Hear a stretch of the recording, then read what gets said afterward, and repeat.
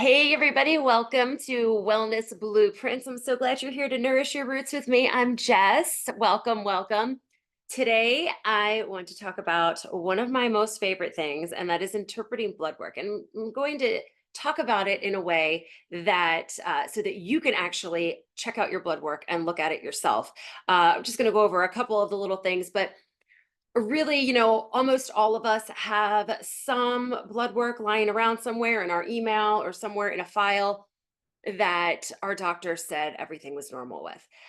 So I think we've all kind of been in this situation, right? You feel like crap, everything's bloated and hurts. Maybe you're gaining a bunch of weight, your pants don't fit, things hurt, like your joints are hurting, you're tired all the time, a whole myriad of symptoms going on.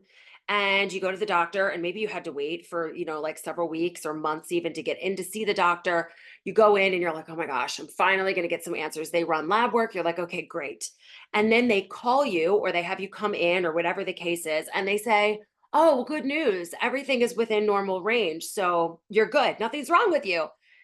And you're just like, okay, like you're expected to do some sort of happy dance, which is like literally impossible because you're in pain and you're too tired to do a happy dance. But they're telling you that there's nothing wrong with you. So then you're left sitting there going, well, but if there's nothing wrong, then why do I feel the way that I feel? Like that's kind of weird, right? So it's not necessarily the doctor's fault. They are trained to read, a conventional doctor, that is, because it's not the type of doctor that I'm going to be. But a conventional doctor is trained to look at it from a diagnostic perspective. So you're feeling this way right now. Can you imagine if your numbers were so crazy out of range that you were diagnosable and they could do something for you right now? You probably would have had trouble even just getting to the appointment to have the blood work drawn or just going to see the doctor at all. So, a little bit of silver lining there. As terrible as you're feeling, it could definitely be worse. And then they could be giving you drugs and whatever right now. So, uh, I want to show you, or I want not show you, I'm just going to tell you about these little markers that are just really so worth their weight in gold. So my favorite section of any lab work is going to be the CBC, particularly where the differential is. CBC with diff is what we call it. And first, I want to look at the white blood cell count there, which is not part of the differentials, but the white blood cell, WBC, did you know if that is less than 5 or more than 8, then you have an active infection going on. And then the rest of the CBC in the differential will be able to help us determine what type of infection that may be. So that's really like the first place that I'm looking. Is this infection active or not? And sometimes it's not necessarily active, it'll be within that 5 to 8 range, but the rest of the numbers will still be off, showing me that there's some kind of an infection going on. And again, it's not diagnosable, but it's something that's there, and it's enough of it that's there that it's making you tired and not want to do the things every day. So it's really amazing. And then even in the rest of the CBC there, we can actually take a look and see which if you are methylating your B vitamins properly or not, or if your iron is low. And you kind of combine that with an iron panel, which depending on the doctor, you may or may not have a full iron panel, if at all. That panel's a little bit tricky, so that's going to be for an entirely different episode. But the CBC, I will tell you, if you go down on those, if you go down to the differentials, the neutrophils and lymphocytes. So you want your magic number for your neutrophils to be 60% and your lymphocytes to be 30%. If it is higher, I'm not concerned if it's lower. If it is higher than that, if it's higher than 60% in the neutrophils, we're looking at a bacterial infection. And if it's higher than 30 in the lymphocytes, we're looking at a viral infection. So those are just two of the little markers there, some of my most favorite things. And then furthermore, okay, let's move on here. The lipid panel. So this is something, oh, uh, how many of you know? I'm sure everybody's going to raise their hand right now in your car or, wherever you are, you're working out, whatever you're doing right now, listening to this, you're going to raise your hand. How many of you are on or know somebody who is on a cholesterol medication, a statin? It is the most widely prescribed drug. And while I am not a cardiologist, I do I do know plenty of them. One particular board certified cardiologist that I know did tell me that it is the most unnecessary drug out there, and it's something that a person could even go off of cold turkey. Now, I don't ever tell people to stop taking their drugs because that's out of my scope. But that much I do know from a board certified cardiologist. So you kind of look at this and go, so why are they prescribing this so much? And they're associating it with different heart disease risks, as we all know. And the other thing they tell you to do is to stop eating cholesterol rich foods. So they'll tell you to bump up on your grains and your plant foods and stuff like that. And they'll tell you to stop eating, especially, red meats and eggs and all those kinds of things that are going to be higher in cholesterol. So those are the two things that they're going to do when you have an off, like a high cholesterol panel, your lipid panel when it's high. The thing is, this panel is not meant to be something you don't look at this and go, okay, I'm going to diagnose somebody with blah blah blah from this lipid panel. Like that's just not how that's not how it rolls. This is actually an indicator if this lipid panel is not doing well, if the total cholesterol is high, your LDL is high, the HDL is super low, your triglycerides are high. That's an indication that there's something else going on somewhere else in the body. You're experiencing inflammation, or maybe your thyroid is mad, maybe your blood sugar is off. So these are other areas that you want to look to if your cholesterol panel is off. So if you come to me and you say, oh, my cholesterol is like 215 and my LDL is like 120, and the doctor's all upset and this is, blah, blah, blah, blah, blah. I get it. I'm going to look at all of these other areas to figure out what it is that's causing your cholesterol to go up. The other important thing here that I always, always, always want to mention to people, because it's a common misconception, the food that you eat that contains cholesterol, which would be, any animal products. First of all, the reason that all animal products contain cholesterol is because it's coming from mammals, and every cell in your body has cholesterol. Almost every cell in your body creates its own cholesterol. It is a necessary thing for all mammals. So, mammals, fish, everything, like they're going to have cholesterol in all of their cells. So when somebody says, oh, chicken has cholesterol, well, yes, of course, because chicken is that it runs around, it's running around and bucking, and it's a poultry product. Of course it's going to. Same thing with beef, because a cow, of course. So that's why those all have that. And they say, oh, well, these plant foods are cholesterol free. Right. Because it's not required for a plant. The plant cells are not making cholesterol. So the cholesterol that you consume is not the same cholesterol that they're finding in your bloodstream and calling it high.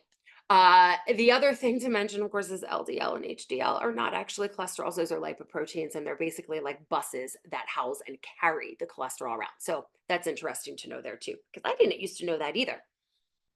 So in your liver, you have enzymes in there that produce cholesterol. Now, this is the cholesterol that your body prefers to use. You need to have dietary cholesterol because that's going to help to fortify your brain. Your brain is made of cholesterol and fat. Your hormones need healthy fats. Like literally, cholesterol is like making all of these different things. It breaks down into pregnenolone and then into DHEA and progesterone, and then further down into cortisol, testosterone, estrogen. You need cholesterol to create all these things. So, if your hormones are all over the place, there's a good chance your cholesterol panel is going to be all over the place as well. So we need these things. So to not eat them and then to take a drug that is because those statin drugs tells the enzyme in your liver to stop producing too. So then you have a super big problem. So we don't want that at all. So these cholesterol rich foods are actually going to be good to fortify those different things. But that's not going to be getting into your bloodstream. So eating too much of, like eggs or steak is not going to jack up your cholesterol in your lipid panel. However, some of the common dietary advice for somebody who has recently been put on a statin would be to stop eating eggs, to stop eating steak, and to instead eat lots of whole grains. They'll tell you to eat lots of vegetables and stuff too. And I'm not knocking veggies, but the whole grains and all of those things. And then they'll tell you to also go ahead and have commercial seed oils, things that are more polyunsaturated fatty acids. So things like canola oil, vegetable oil, corn oil, And those are going to create even more inflammation in your body, which is going to affect your lipid panel even more. And they are not going to provide those things that you need for your brain and your hormones and every cell in your body. And the grains that you are consuming, because they're always telling you to make sure you're getting all of these grains and all of these potatoes and things like that, and sugar, of course, sugar, that is the food that is going to trigger that enzyme in your liver to overproduce cholesterol. So really, they kind of looked at it and said, oh, well, people are eating, steak and eggs and potatoes and toast and this and that and the other thing, and they're eating the burger, they're blaming the burger for what the bun did and what the fries did and stuff like that. And we used to cook all of our fried food in, lard and tallow, and now we're going for the cheaper options with those plant-derived seed oils, and it's just created this downward spiral. So yeah, can you tell lipid panel is one of my favorites too? Okay. Spoiler alert, they're all my favorite. So another one, this is a big pet peeve of mine and a lot of my colleagues too. When I found this out, I was kind of like, are you kidding me right now? Like, are you absolutely kidding me? So how many of you, go ahead and raise your hand or give me a thumbs up or whatever it is you want to do, whatever it is you're doing right now. You've asked for your thyroid markers to be taken. Oh, you're taking my blood. Can you check my thyroid? Okay, sure. Doc says, no problem. I'm going to check your thyroid. And then you get your things back. And what does it say? It's just the TSH. So you're looking at this and they say, okay, yeah, everything's fine. Or, most likely maybe it's fine, maybe it's not, depending on what they're saying. But all they took was the TSH. The TSH is not a thyroid hormone. It's a pituitary hormone. It's produced in the pituitary. So, you got your hypothalamus, your HPT axis, then your pituitary, and then it goes to the thyroid. So you want your TSH to be between 1.8 and 3.0. Okay. If it's low, then, your pituitary, your adrenals probably upset. Have you ever heard any practitioner say that often the thyroid gets blamed for what the adrenals did? So same type of idea. It's on, they're all connected and they're all working together. So if it's high, then we're looking at possibly on medication. If somebody comes to me, they have their TSH number super high, I'm going to say, are you taking medications or do you have Hashimoto's? And most of the time they already know, something something like that going on. But yeah, the TSH is actually just a pituitary hormone. I would like to also see your free T3 and free T4, see where those are, because the free T3, I mean, that's controlling everything. It's going out to all of your cells. And if there's anything messing everything up along the way, you're not going to have enough of that. And then you're going to have trouble with your metabolism. You're going to have trouble with your hair growth, and you're going to be cold all the time or hot all the time. And then your GI tract is just going to be a big old mess too. So those are just a couple of my favorites. In the metabolic panel, we can look and see what organs are really upset, and it'll be not the functional range is going to be a little bit different, and the functional ranges that I look in are actually a little bit different than a lot of functional medicine doctors out there look at. I didn't make these up. These were created by Dr. Karazian. He's got like a whole bunch of letters after his name, and he spent a long time going into this and everything. So I've been using his numbers to evaluate the different lab work and use these different things. These are all puzzle pieces that we can then use to put together and figure out what's going on inside a body, that to help it. If we're looking and there seems to be lots of stress and inflammation on the pituitary because the TSH is so off, then we can look back at the CBC and see, okay, well, which kind of infection is it? And the same type of thing with the lipid panel, like what's causing the inflammation? Is it an infection? Is there something else going on?